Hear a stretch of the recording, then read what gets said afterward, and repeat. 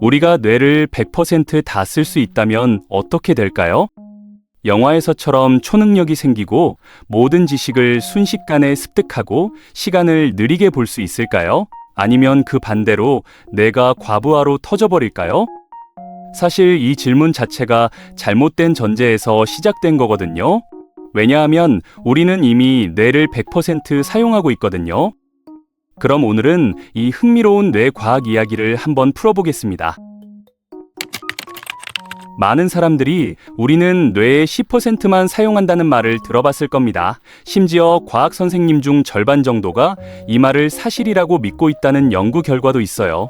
일반인들은 말할 것도 없죠. 3명 중 2명이 이게 진짜라고 생각합니다. 하지만 이건 완전히 잘못된 정보예요. 우리 뇌는 거의 모든 부분을 거의 항상 사용하고 있거든요. 그런데 이런 말은 언제 어디에서부터 비롯된 걸까요? 1890년대로 거슬러 올라가야 합니다. 미국 심리학의 아버지라 불리는 윌리엄 제임스라는 학자가 있었어요. 그가 한 말이 있습니다. 대부분의 사람들은 정신적 잠재력을 다 발휘하지 못한다고요. 근데 이건 우리에게 더 노력하라는 격려의 메시지였지 뇌의 90%가 놀고 있다는 뜻이 아니었거든요. 그런데 시간이 지나면서 이 말이 왜곡되기 시작한 겁니다. 여기에 초창기 뇌 과학의 한계도 한몫했어요. 옛날 과학자들은 뇌의 앞쪽에 있는 큰 부분, 이마 뒤쪽에 자리한 전두엽이나 머리 위쪽의 두정엽 같은 거대한 영역들의 역할을 몰랐거든요. 이 부분들을 다쳐도 팔다리를 못 움직이거나 감각을 잃는 게 아니니까 이 부분은 별로 중요하지 않나 보다 하고 생각했던 거죠. 그래서 이 영역들을 침묵 영역이라고 불렀습니다. 쓸모없이 조용히 있는 곳이라는 의미였어요. 하지만 나중에 알고 보니 이 부분들이 엄청나게 중요한 역할을 하고 있었습니다. 추상적으로 생각하고 계획을 세우고 결정을 내리고 상황에 유연하게 대처하는 능력 말이에요. 이런 기능들이 없으면 우리는 인간이라고 부르기 힘들 정도거든요. 예를 들어볼까요? 여러분이 친구와 약속 시간을 잡는다고 생각해보세요. 오후 3시에 만날까? 아니면 저녁 7시가 나을까? 이런 간단한 결정조차도 전두엽이 없으면 제대로 못 내립니다. 그럼 여기서 에너지 이야기를 한번 해볼게요. 만약 정말로 뇌의 90%가 놀고 있다면 그건 엄청난 낭비잖아요. 근데 실제로 우리 뇌가 얼마나 많은 에너지를 쓰는지 알면 깜짝 놀랄 겁니다. 쥐나 개 같은 동물들은 전체 몸 에너지의 5%를 뇌에 씁니다. 원숭이는 10% 정도 쓰고요. 그런데 인간은 어떨까요? 성인 기준으로 우리 뇌는 몸무게의 겨우 2%밖에 안 되는데 하루에 쓰는 포도당의 20%를 뇌가 먹어치웁니다. 더 놀라운 건 아이들이에요. 어린이의 경우 에너지의 50%를 뇌가 소비하고 갓난아기는 무려 60%나 뇌에 쓰거든요. 이게 얼마나 큰 비중인지 감이 안 오시나요? 여러분이 하루 종일 먹는 음식의 절반 이상을 뇌가 혼자 다 먹어치운다는 겁니다. 만약 뇌의 90%가 정말 놀고 있다면 이건 진화적으로 말도 안 되는 낭비죠.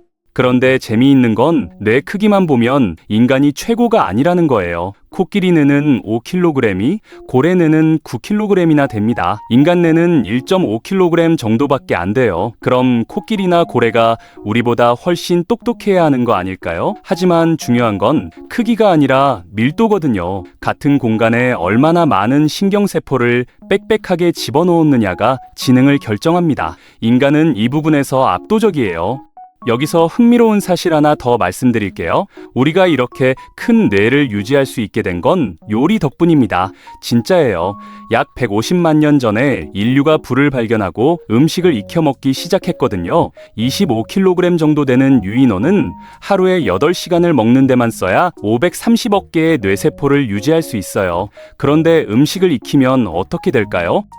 익힌 음식은 부드러워지고 소화가 쉬워집니다. 우리 몸 밖에서 이미 어느 정도 분해가 된 상태니까 장에서 에너지를 흡수하기가 훨씬 수월해지는 거죠. 요리 덕분에 우리는 생식만 하는 것보다 훨씬 적은 시간을 먹는 데 쓰면서도 더 많은 에너지를 얻게 됐습니다. 그 결과 인간은 860억 개의 뇌세포를 유지할 수 있게 됐어요. 유인원보다 40%나 더 많은 거죠.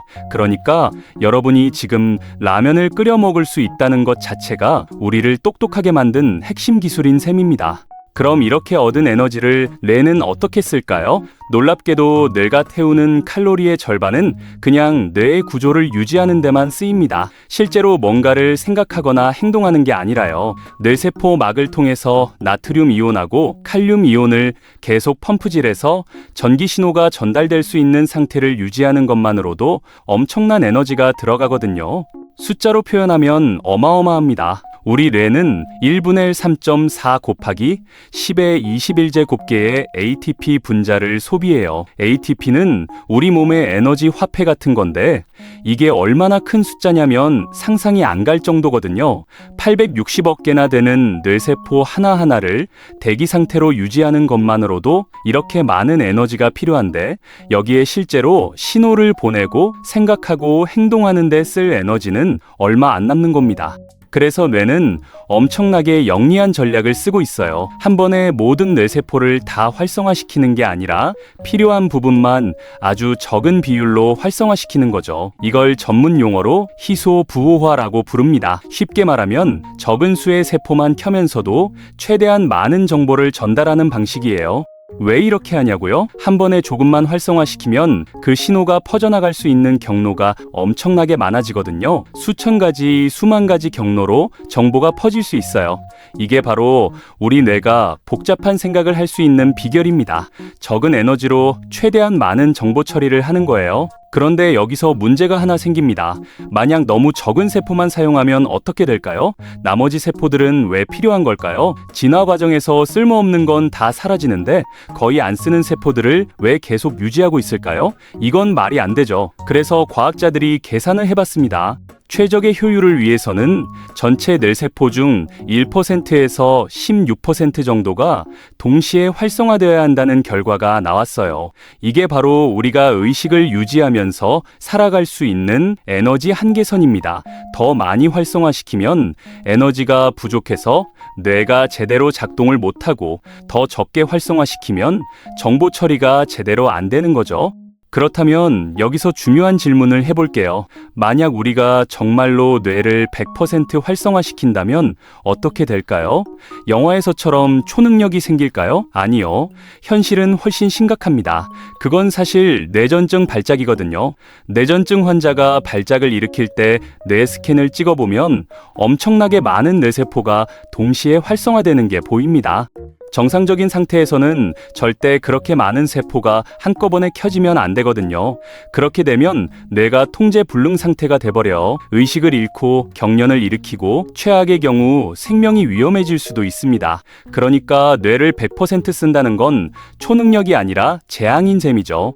에너지를 절약해야 하는 게 바로 우리 뇌가 대부분의 작업을 의식 밖에서 처리하는 이유예요. 여러분이 걸어갈 때 왼발 들고 오른발 내딛고 균형 잡고 이렇게 일일이 생각하면서 걷지 않잖아요. 심장 박동도 의식적으로 조절 안 하죠. 호흡도 대부분 자동으로 되고요. 이 모든 게 뇌가 에너지를 아끼려고 자동화시킨 결과입니다. 그래서 멀티태스킹은 사실 불가능합니다. 나는 멀티태스킹 잘하는데 하시는 분들 계실 텐데요. 과학적으로 보면 그건 착각이에요. 우리 뇌는 한 번에 두 가지 일을 동시에 처리할 에너지가 없거든요. 세 가지, 다섯 가지는 말할 것도 없고요. 여러 가지를 동시에 한다고 생각할 때 실제로는 엄청나게 빠르게 주의를 이리저리 옮기고 있는 것뿐입니다. 그 결과 어떻게 될까요? 각각의 일을 전부 제대로 못하게 됩니다. 한 가지에 집중할 때보다 훨씬 퀄리티가 떨어지죠. 연구 결과를 보면 멀티태스킹을 하면 작업 속도가 느려지고 실수가 많아지고 창의성도 떨어진다고 해요. 에너지가 분산되니까 당연한 결과죠. 그럼 여기서 흥미로운 현상 하나를 얘기해 볼게요. 혹시 어떤 일에 완전히 빠져서 시간 가는 줄 모른 경험 있으세요? 휴대폰도 안 보게 되고 배고픈 것도 있고 몇 시간이 순식간에 지나가는 그런 상태 말이에요. 심리학에서는 이걸 몰입 또는 플로우 상태라고 부릅니다. 한 작곡가가 심리학자에게 한 말이 있어요. 음악을 쓸 때는 돈도 명예도 필요 없어요. 그냥 그 순간 자체가 너무 충만해서 다른 보상이 전혀 필요 없거든요. 이게 바로 플로우 상태예요. 운동선수들도 이런 경험을 하고 화가들도 프로그래머들도 심지어 요리하는 사람들도 이런 상태에 빠질 수 있어요.